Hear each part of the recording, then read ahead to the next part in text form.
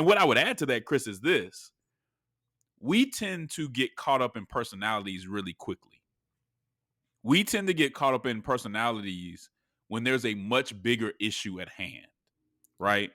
What I see happening is once certain influencers, where they be talking heads on a certain station or talking heads on Twitter or whatever, whether they be conservative or progressive, once they start to shape the narrative and once they start to make the narrative about a certain person, we just start talking about that. And even Christians, we'll take these influencers, these secular influencers, and once they start making this issue or this principle about a person, we run off with it, and all we're thinking about is that particular person. Mm-hmm. And we lose sight of the larger conversation. Here's what I mean. Too many people are just focused on Elon Musk right now. If we talk about what's going on with Twitter, if we talk about the conversation, even about how speech is regulated or how this content is regulated, some people, all they want to talk about is Elon Musk. Yes, Elon Musk is rich. Yes, from what I can tell, Elon Musk is arrogant, maybe even narcissistic. Elon Musk has some questionable business endeavors that I have no interest in defending. I have no interest in defending his what looks like an unhealthy relationship with China. Mm-hmm. He's rich, he's smart, he's arrogant, he's intelligent. There's a lot of other good things we could say too. But that's not the heart of the matter. The heart of the matter here is the principle is about principles of free speech, principles of transparency. And if you're going around and you're only talking about the person and how much you don't like him, you're missing the point. And I said the same thing when it came to Joe Rogan. Whether you agree with everything Joe Rogan was talking about in that whole Spotify back and forth and when they were trying to censor him was beside the point. Your eyes on the times, you walk ready to speak up. But with so many problems, you're exhausted trying to keep up. This is the Church Politics Podcast, where you can get political commentary from a biblical worldview. We're not trying to be conservative or progressive. We're trying to be Christian in the public square. And I'm black as heaven. I'm made in God's image. Nobody can change my settings. Amen. Got off my knees and put it into my search. It's easy to sell your soul when you don't know what it's worth. With your no good and Camp, you're listening to the And Campaign's Church Politics Podcast with Justin Gibney, that's me, and the Windy City representative, the baddest brother above the Mason-Dixon line, my play cousin, Right Reverend Christopher Butler. Now, Chris, we took about, 2 weeks off or so. This is our first podcast since Christmas, maybe second in December, something like that. I don't know. You get the point. But I just want to start with a little bit of vulnerability. I want to start with a little bit of a confession. As you know, I was in Chicago during Christmas for about a week and a half. And, man, I gained about, we'll just say, over 5 pounds while I was there. I think Chicago, I'm all about Atlanta, but I think Chicago does have the best food in the country. And every time I go there, I can't help but, going to Portillo's, shout out to Lim's Barbecue. The list just goes on and on. Harold's Chicken. Like I said, the list, we can just keep going on with the list. So I'm a little, I need to get myself together. Need to get a good workout in tomorrow. Did you have any of those issues during the holiday, Chris? Man, I have had those issues, certainly at the holiday, but I pledged myself at the turn of the year that I'm getting back up on the wagon. So, yeah, because I can't get my custom suit on good, and I don't like that. Yeah, I mean, I pride myself on working out, on just trying to stay in shape, but this holiday got the best of me, man. And so anybody out there that had that struggle, man, I'm with you. We got to get it right. It happens to the best of us, man, but we do need to avoid it, man. As y'all know, man, we got to prayer for me because I've never been one who's styled myself on physical exploits. So, but I got to get it together. Well, let me tell you this, man. It's all, even though I fell off the wagon, I've been on the wagon for a long time. It's all about a routine. So if you can find a routine that you stick to, find your motivation, stick to your routine, any of you, and that's for everybody, any of you can get it done. And the new year is always a good time to start. So I know a lot of people make New Year's resolutions and some of them end very quickly, but it is kind of a fresh start and it is time to get, new habits and again, get into new routines. So I would try it out. Find, the type of workout that you can get done. It doesn't take, you don't have to work out for all that long. It's really just about being committed and consistent and getting it done, man. So, hey, if you need a accountability partner, we can do that together, man. Because I gotta I gotta get it together myself. Hey, that's not a So, bad idea. yeah, shout out to anybody else that might be with us on that, man. We're gonna get right for 2023. Well, we have a lot of good stuff to get into today. I think we have some interesting conversations. Before we get into that, though, as always, we want to give a shout out to our sponsor, the Fetzer Institute, for supporting us in what we do and how we do it. Also, shout out to all you folks who are on our Patreon. That's patreon.com/churchpolitics. That check us out. Obviously, you guys get extra content and all that, but some of y'all were just giving before the extra content was even there. So thank you for that. After this episode, we will be on Patreon to talk about what does it mean to be prophetic in the public square. So if you want to hear that conversation, in addition to this conversation, you need to become one of our Patreon folks, and we would greatly appreciate it. But let's get into it, Chris. Grab your Bible, get your mind right, and prepare to think, not like a Republican, not like a Democrat, but to think like a Christian. All right, Chris. So much has been going on with Twitter and Elon Musk, and it's almost been so much that it's hard to even keep up with. Yeah. But at the center of this controversy, right? At the center of the controversy between Twitter and Elon Musk and his takeover of Twitter, the center of this is really supposed to be about the regulating of speech in social media, right? Twitter, to some extent, had become so big that in a way it had become the de facto public square. When it came to conversations about politics and policy, the media, a lot of thought leaders were using Twitter for news. I use it primarily for news. They were using it to express ideas. They were using it to have these debates. It got so influential that even some campaigns, I think in error, use Twitter to kind of judge what the issues they should focus on should be, or what their posture should be. Now, with all this influence and all these thought leaders using it, I think there became legitimate concerns about bias in how Twitter was handling certain messages. As we discussed before, people were having their accounts suspended. They were having their accounts shut down for posting messages that in many cases ended up being true. So, for instance, when we're talking about the lab leak theory, which we've talked about over and over again, initially people were getting kicked off of Twitter for talking about the lab leak theory. Now it looks like the lab leak theory might be the most probable reason or probable cause of the COVID outbreak. Mm-hmm. But people were really getting shut down for even talking about it, right?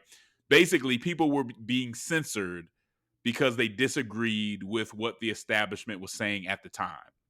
And it's not that the establishment was getting the facts right or even necessarily getting the science right. But if people were disagreeing with what the establishment was saying on that time, and not just on COVID, on a lot of different things, they were kind of getting shut down. Enters Elon Musk, right? Elon Musk, obviously the founder of Tesla, SpaceX, and so on, comes in, threatens to buy Twitter, then ends up being forced to buy Twitter, but he does it as this free speech absolutist, basically saying that I think it doesn't really matter what people say. They need to be able to say it in the public square. So he's coming in and he's saying he's trying to make Twitter more fair because Twitter essentially has become corrupt based on this bias that they have. Now, he's taken over Twitter. He's had it for a few months now. In my humble opinion, I don't think that he succeeded at the mission that he set out to, at least publicly, what he said his mission was. I've really, Chris, been surprised by how hasty, how short-sighted, and how hypocritical some of his policies and some of his decisions have been since he's taken the head of Twitter. And they've been so bad that he's actually announced that he's going to step down. He did a Twitter poll. People said that he should step down. So he said he's actually going to step down as the CEO of Twitter. Okay. But anyway, what he's been doing recently is he's been releasing documents called Twitter files. He's been releasing this correspondence that occurred before he was at Twitter that actually shows that there was some funny business going on at Twitter, and there were some things that needed to change in regard to how they were handling certain messages. Based on these Twitter files, I would say, and we'll hear what Chris has to say too, I would say there has been some disturbing revelations about what was going on at Twitter and how certain users were being treated.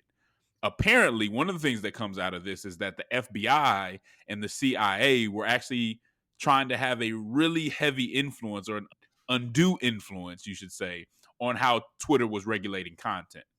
And journalist Matt Taibbi, if you don't follow him on Twitter. He kind of explained how all this stuff happened, right? The CIA and the FBI were having regular meetings and regular communications in general with Twitter and other platforms about how to regulate this content.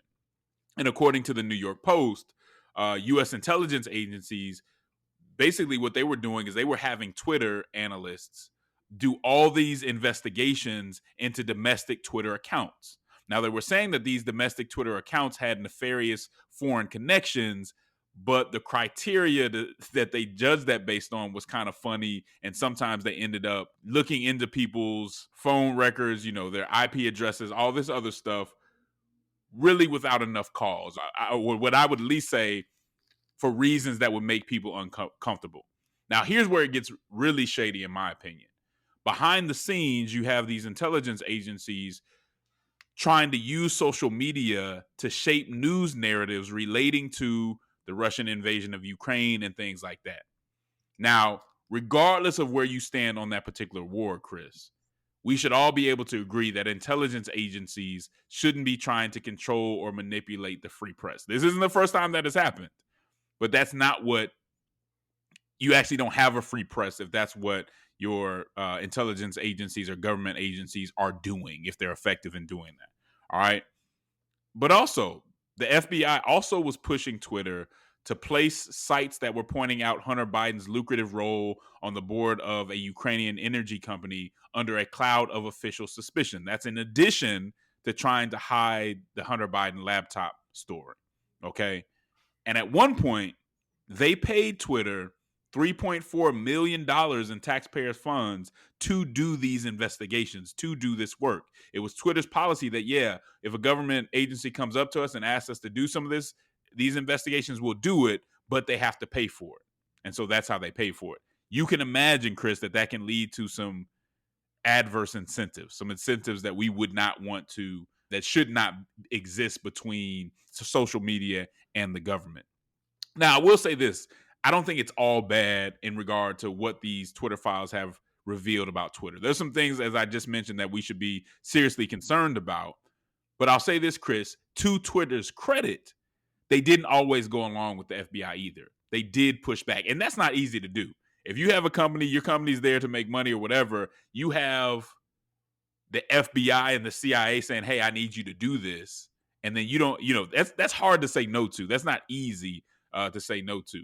Plus, they were getting messages from FBI when they didn't do what the FBI wanted them to do, saying that we're disappointed with your compliance. That's hard to overlook for your average person who's just you're not trying to catch that smoke, right? So I want to give them some credit for at least pushing back on some of that stuff. Now, to be clear, the focus of all of this was misinformation. And misinformation can be deadly. Misinformation is not something that we should just dismiss, right? The other thing that I would say, Chris, regulating speech on a social media platform is necessary, and Elon Musk is finding that out himself, but it's certainly not easy, right? How to regulate speech on social media isn't settled. It's an ongoing debate. It's in flux. And I haven't seen anyone strike the perfect balance when it comes to making sure you don't have too much misinformation or even just violent speech or other types of speech, while at the same time upholding the principle of free speech, right? So I do want to extend Twitter some grace in those regards.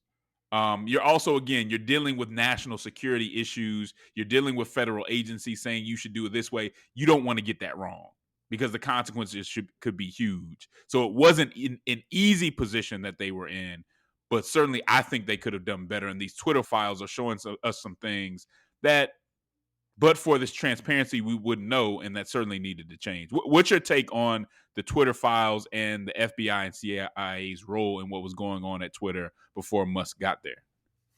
Yeah, I mean, I would first say that I think we still don't know all of what was going on because while I'm glad for the sort of Musk experiment at Twitter. I don't think we have all the facts. We don't know that we have all of the facts. In Yeah, fact, certainly not. the thing that makes me glad about the Musk experiment is that it shows us that we actually can't depend on wealthy individuals and corporations to regulate social media platforms and algorithms and all this stuff that we certainly don't have a hold of right now, but we really need to get a hold of in our society because of the role that these platforms play. And I think there needs to be some government involvement in making sure that that stuff is regulated the right way, because it doesn't matter, which sort of wealthy individual is at the helm, or even small set of individuals are at the helm of any particular company. This stuff is really hard, and it needs to be debated and regulated in a much more open fashion. But in the middle of all of this, like debate around free speech and regulating social media companies, which is incredibly important in my view, you do see enough in the Twitter files that have been released to suggest that there was too much involvement from federal agencies in suppressing certain narratives. You also, you begin to pair that with the fact that Mark Zuckerberg told Congress, right, that there were federal agencies leaning on Facebook at different points in time. So whether you feel passionate about the Hunter Biden laptop or not, whether you feel like that conversation impacted the 2020 election at all, I think that there is a real need for some real looking into what exactly these federal agencies are doing with taxpayer money, with taxpayer time. We see this little glimpse into this, but this is one of those things that I think if Congress is going to be looking into stuff, maybe Congress should be looking into this, because I think just on the whole, like we have to start to get some kind of a reset and some sort of way to begin to repair and restore some trust in our institutions. And I think pulling all this stuff out into the light, some of it might be hard to swallow, but I think it's the first step in, sort of reinvigorating some public trust in these institutions. Like we have to remind ourselves, and dare I say, remind those institutions, the fourth estate, if you will, that like the self-governing people of the United States have to have a lot of say in how government runs, like because otherwise we start to lose too much of a handle on our institutions. Man, you made a really good point. It doesn't really matter what you think about the Biden laptop, Hunter Biden's laptop. It doesn't really matter what side you take. This isn't about taking sides. This really is about principles. And one of the problems that we have within our politics and why we can't look at anything objectively and and fix things is that we're more concerned about what side we're on and how it helps their narrative than about the principle. This is about the free speech principle. This is about transparency. It ain't about which side you want to win. Yeah. And if you can never focus on the principle, you're always focusing on what side you're taking, then that's why we're in this situation that we're in right now. So you make a very good point about that. And what I would add to that, Chris, is this. We tend to get caught up in personalities really quickly. We tend to get caught up in personalities when there's a much bigger issue at hand, right? What I see happening is once certain influencers, where they be talking heads on a certain station or talking heads on Twitter or whatever, whether they be conservative or progressive, once they start to shape the narrative and once they start to make the narrative about a certain person, we just start talking about that. And even Christians will take these influencers, these secular influencers, and once they start making this issue or this principle about a person, we run off with it, and we're thinking about is that particular person. Mm-hmm. And we lose sight of the larger conversation. Here's what I mean. Too many people are just focused on Elon Musk right now. If we talk about what's going on with Twitter, if we talk about the conversation, even about how speech is regulated or how this content is regulated, some people, all they want to talk about is Elon Musk. Yes, Elon Musk is rich. Yes, from what I can tell, Elon Musk is arrogant, maybe even narcissistic. Elon Musk has some questionable business endeavors that I have no interest in defending. I have no interest in defending his what looks like an unhealthy relationship with China. Mhm. He's rich, he's smart, he's arrogant, he's intelligent. There's a lot of other good things we could say too. But that's not the heart of the matter. The heart of the matter here is is about principles of free speech, principles of transparency. And if you're going around and you're only talking about the person and how much you don't like him, you're missing the point. And I said the same thing when it came to Joe Rogan. Whether you agree with everything Joe Rogan was talking about in that whole Spotify back and forth and when they were trying to censor him was beside the point. Yep. Y'all focusing on the personality, you're missing the bigger principle. You're missing the heart of the matter. Don't focus on the people. You're going to have flawed people who may be doing something or representing something at a moment that needs to be brought to light, Yep. that needs to be questioned. But if we get too caught up on who it is and whether we like them or not, and whether they said something I didn't like, and whether I like how they use their money, we're missing the whole point. Yep. I'll let you close this out, Chris. Yeah, I'll just say a couple things. One, picking up on that theme of, it doesn't matter about individuals. You also can't even allow your ideology to interfere with some of these basic principles of American democratic society and American life, because you may agree with the fourth estate, the agencies, whatever you want to call it. Like, you may agree with them in this particular moment because you might be saying, hey, well, they're targeting conservatives and racist and whatever, so I'm going to support them.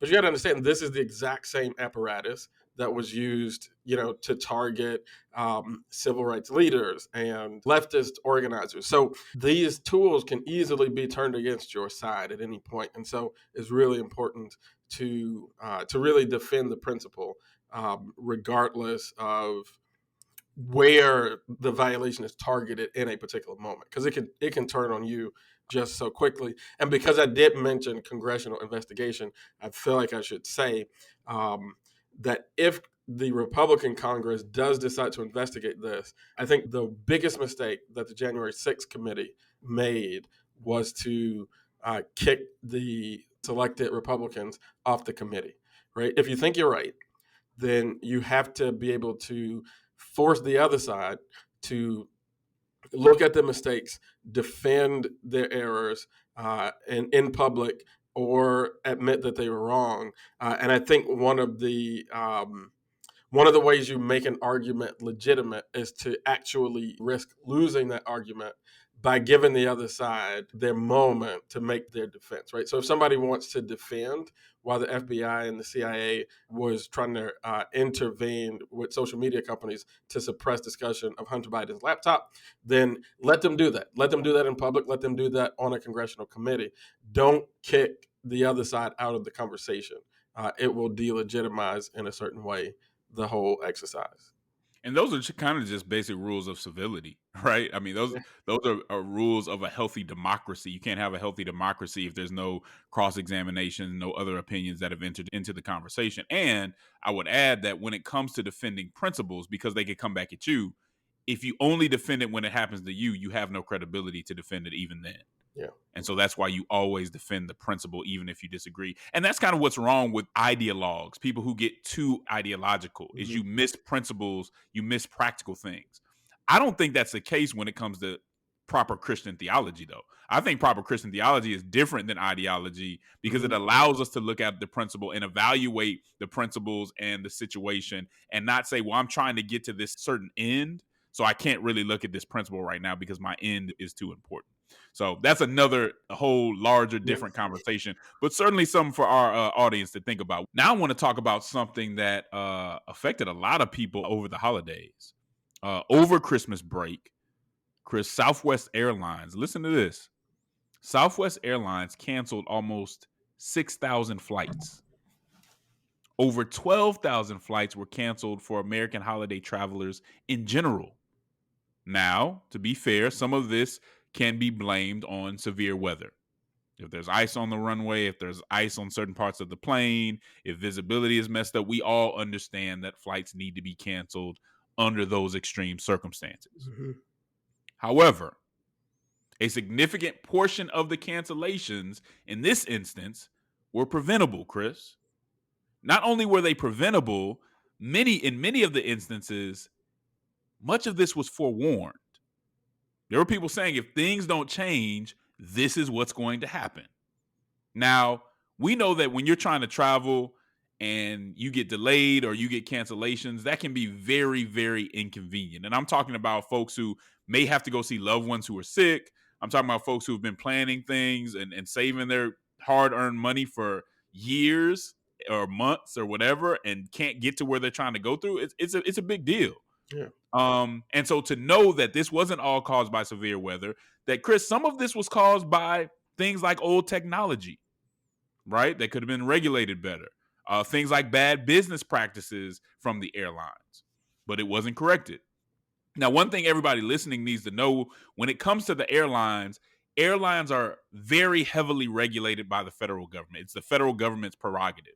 And part of the reason that it falls under the purview of the federal government is because it deals with interstate travel, right?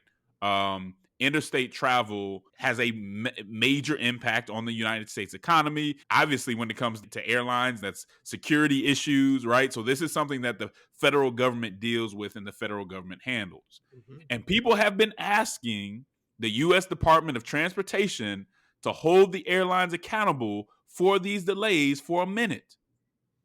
An unacceptable amount of delays and cancellations have been going on all year. This didn't just start happening in Thanksgiving and then into Christmas. Yeah. This has been happening all year. And consumers have been outraged. But it hasn't only been the consumers. And that should be enough, really. For people to be saying, hey, y'all need to do something. The consumers should be enough. But it hasn't even just been the consumers, Chris.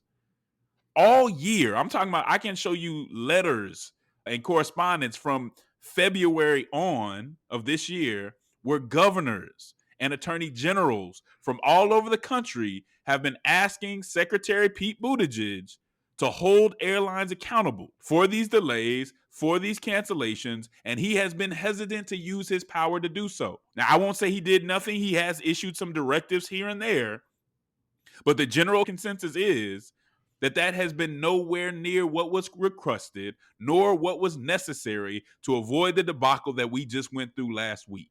Yep.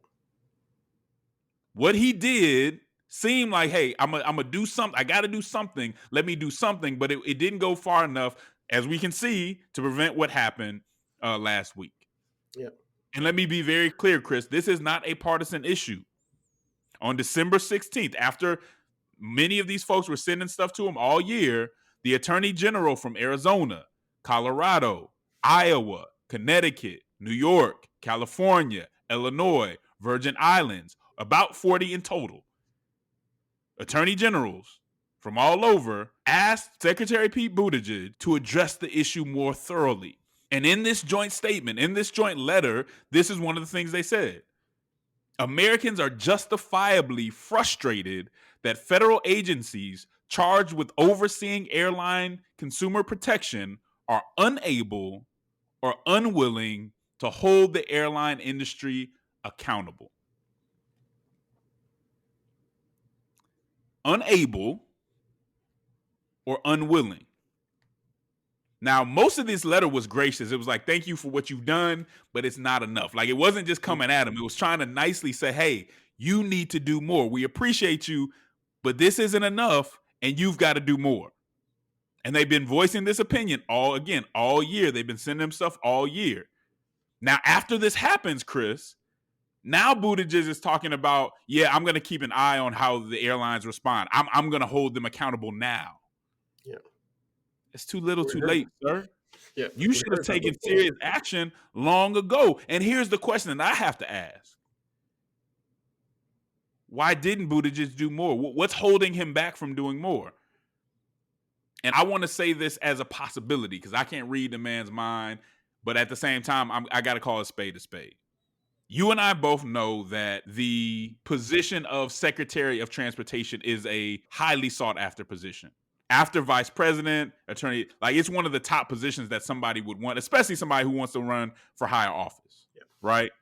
The reason that everybody wants to be the transportation secretary is really you get to travel all over the country and give states and localities money for projects that they really need.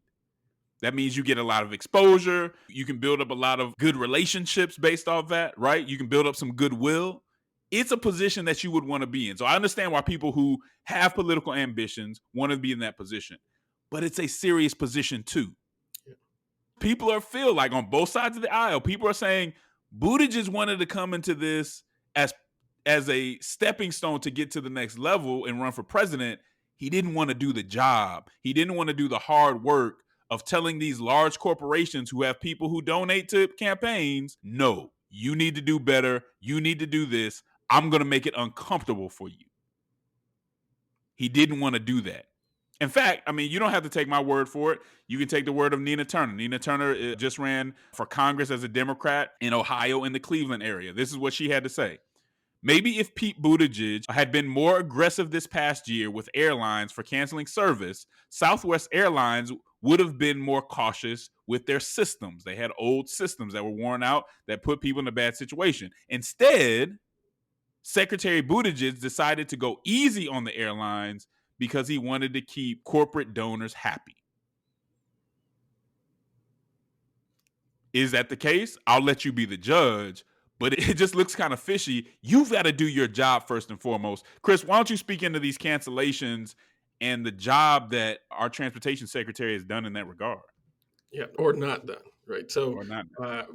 my little brother was one of the unfortunate Southwest travelers this weekend. We both fly Southwest. I thank God I wasn't flying anywhere this particular holiday, but certainly did have family out there. And I think Nina Turner is absolutely right because we saw this trajectory. You look back and you see you have COVID, which brings a big disruption to air travel. Part of the multiple packages that Congress passed to help get the country through COVID and through that pandemic was a massive and special particular sort of bailout for the airlines. And then coming out of that, as people did begin to travel again, you started to see a lot of things. First, you saw labor issues where airlines wanting to lay off workers, even though they had received money to keep workers. Pete Buttigieg seemed to be asleep at the wheel on that issue. Then you did start to see a lot of cancellations and sort of delayed flights. And you travel a lot, Justin. You know that there is an obvious sort of fall off in terms of the airplane travel experience. Cancellations are more frequent, delays are more frequent. Yeah.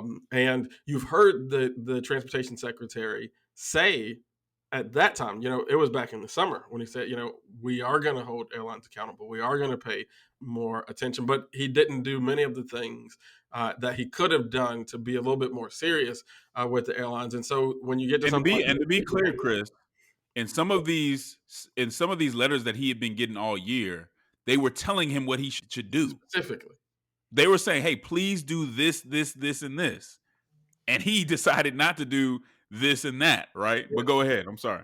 Yeah, I want to be clear on that. So he was asleep at the wheel for that. People should also know that transportation secretary has a lot to do with regulating trains and sort of commerce. So you have a transportation secretary who, while we were and still a little bit are facing a lot of supply chain issues, very unengaged. I mean, for a long period of that time was on, I don't know, what do you call it, paternity leave or whatever. Just very much not engaged on that question, was nowhere defending workers on this latest potential rail strike. And so has just been nowhere on this stuff. And you have to draw the line back to him because when you look at Southwest this weekend, you do have an organization that apparently has outdated technology and everybody already knew that, which I would have to assume that this transportation secretary either did know or should have known, because it seems like a lot of other people knew and were vocal about it. Didn't do anything about it.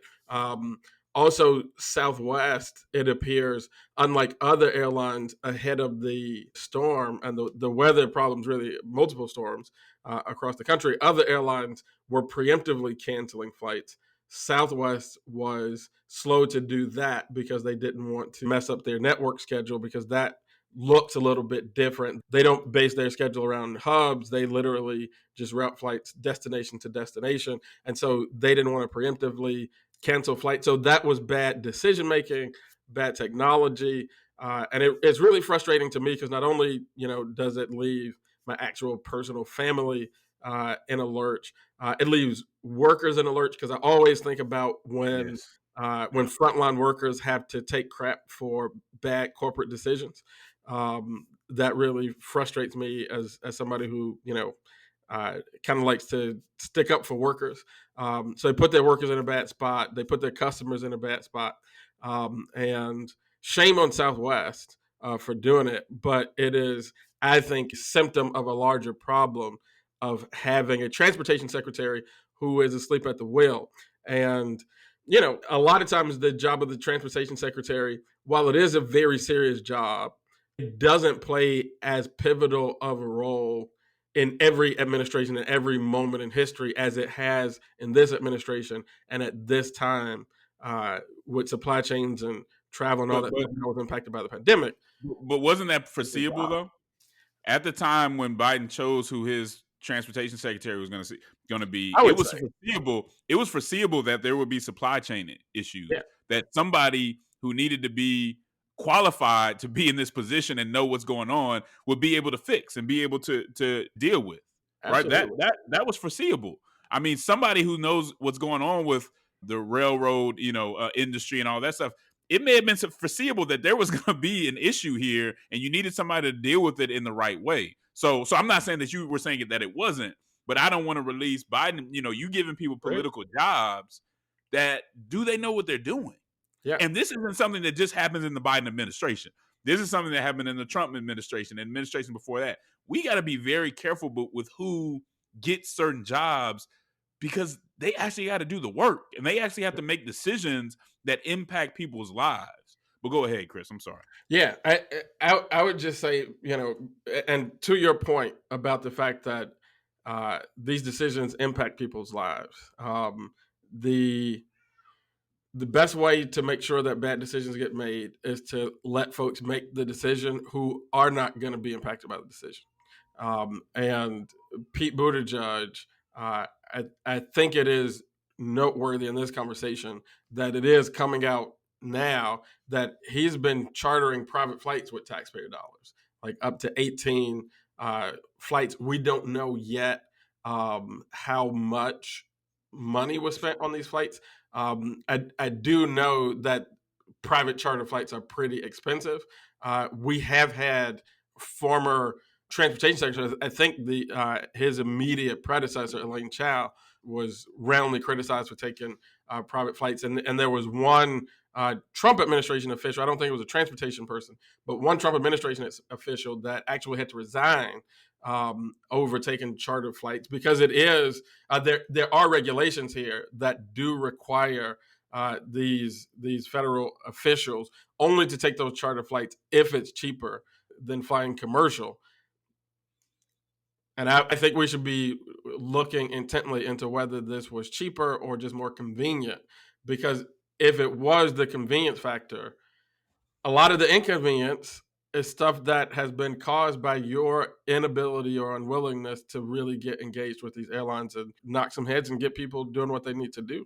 Yeah, because in one aspect, you almost have a sort of negligence, right? You weren't engaged, you didn't do what you were supposed to do. On another one, you have almost bad faith, Yeah. whereas you're hesitant to check these corporations because you don't want to get on their bad side. If that's the case, you should not be in that position, Yeah. period. If you hesitate 1 second to do what needs to be done for the people because you don't want to have a negative impact on these corporations who might support you later on, that's problematic. Now, we don't know that to be the case for sure, right? We're not in his head, But it certainly looks like that could be the case, and it's something that we need to consider, and Yeah, that needs to be addressed if and when Buttigieg runs for president. absolutely. Because I mean, I would suggest that both bad faith and gross negligence are roundly disqualifying uh, sort of attributes in executive leaders. And this is a person who is a part of the executive branch of government. He runs a very consequential department inside of that government. And we all know that he has aspirations to be the chief executive of the whole United States. And if you are given to bad faith or negligence, to me, that's pretty disqualifying. Yeah, and let me say this: as always, if there's something about this issue about Buttigieg or in general that we have gotten wrong, let us know. We'll address it. If we say look and say, you know what, we were wrong about that. We agree with you. We'll address it on the podcast. I think we've been thorough in what we've looked up, and it needs to be addressed, man. So Yeah. again, it's not a partisan issue. It ain't personal, but people suffered. People are suffering during this supply chain, and some of that he couldn't have prevented, right?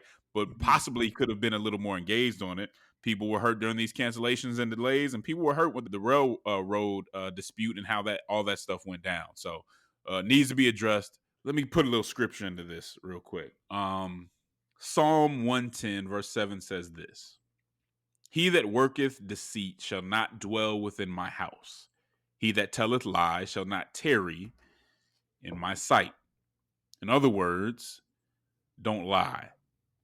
Now, Chris, I heard that, I mean, just a very I don't want to say it's a weird story, but a very just crazy story about Congressman elect George Santos. Now, Congressman elect George Santos just was elected to Congress in New York. I want to say it was the Queens area. Correct me if I'm wrong.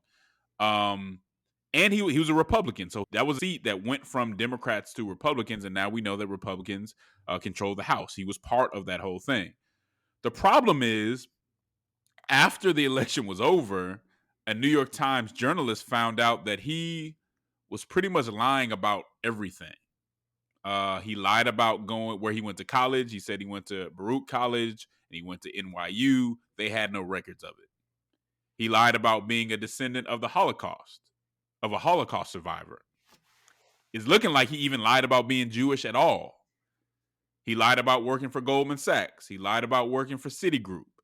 He lied about how much money he had. He lied about his businesses and nonprofits. Now, some of that we've seen before, right? Um, and then he says, you know what? I embellished. I was, he gets caught red handed, takes a while to answer these basic questions. He said, look, I just embellished and it happens. And people start pouring the things that Biden has said and others have said. This is a more extreme case, though. I would say this is a very extreme case. Chris, what are your thoughts on George Santos? And let me step back and say this a little bit before I even pass it over. It's not a surprise to either of us that somebody might embellish their resume when they're running for office. Not saying it's good, but it happens. Yeah. Some folks take it further than they should. I would say that in some instances, President Biden has taken it further than he should with some of his embellishment, which I Mhm. think some were just outright lies, right? Embellishment being, a euphemism. Yeah.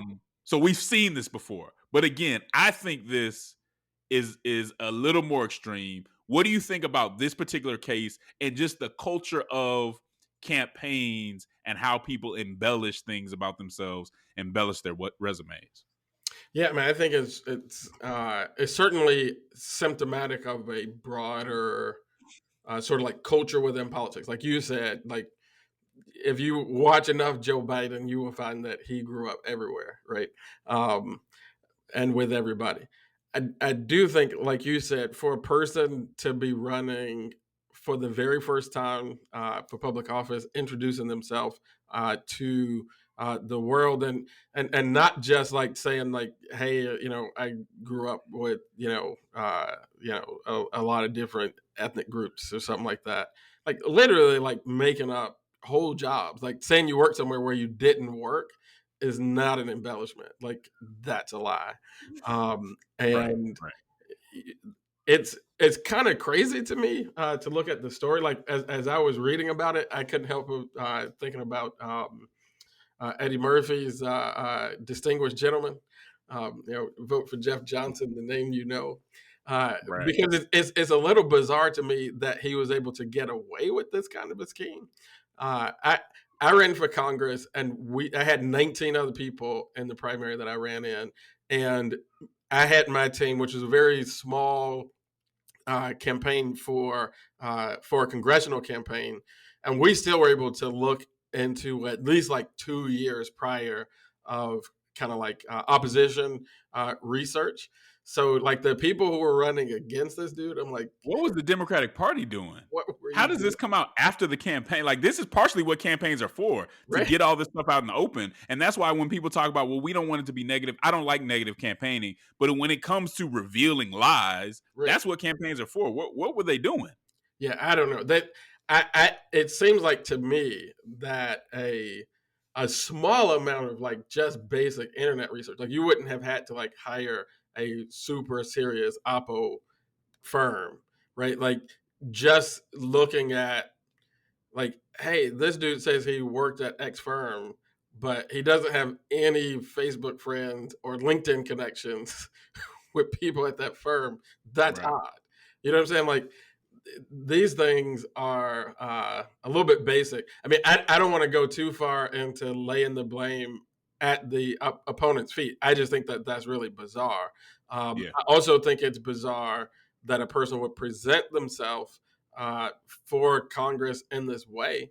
Um, but then there are opportunities now to see, what happens. I mean, as a congressperson elect, when he's seated in Congress, he is subject to ethics investigations, and it would do so much good to me for my soul if the Republican Congress, which we know will be involved in a lot of investigation of things that conservatives want to investigate. Many of them, I would say, probably need to be investigated.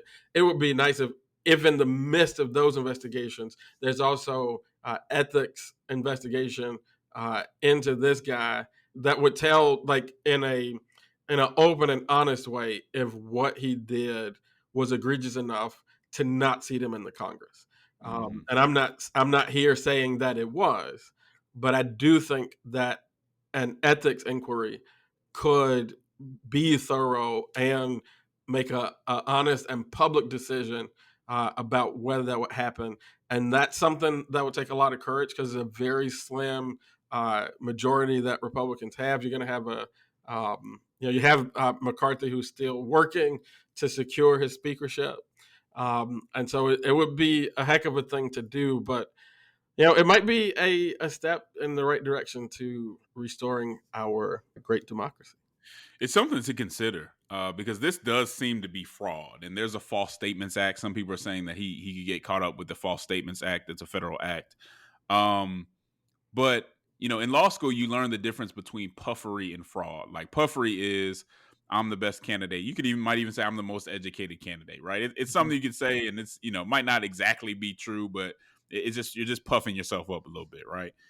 Then you have fraud, which is like a material misrepresentation, a very more serious misrepresentation. And this seems to be a very serious misrepresentation. And it should be something you would hope wouldn't even have to be handled by the law, but would be handled by by his peers, Yeah. right? And say, hey, this cannot go forward. So we'll see how it ends up.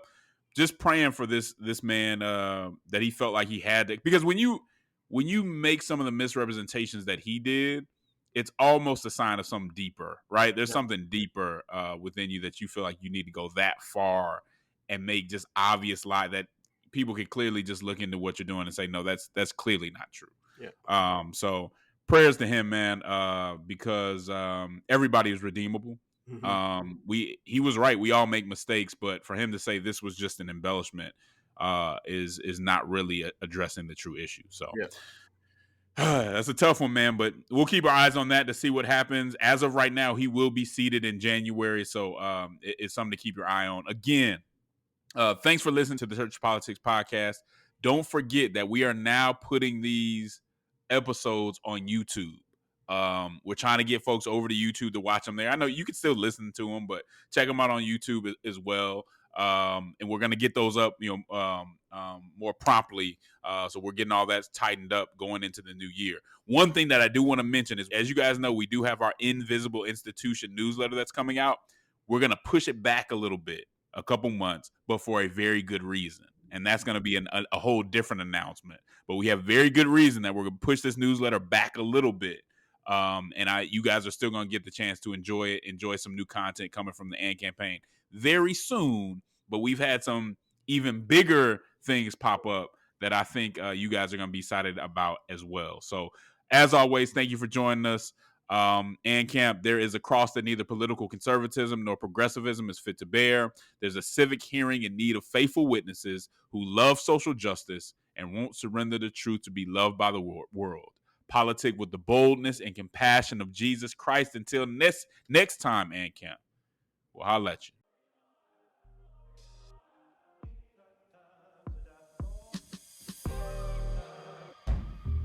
Dear Lord.